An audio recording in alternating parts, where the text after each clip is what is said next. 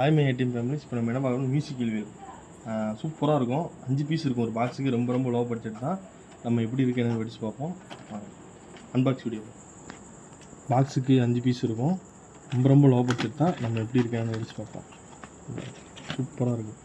Sound காதை கிளிக்கும், நல்லாயிருக்கும். நம்ம எப்படி இருக்குன்னு படித்து பார்ப்போம்.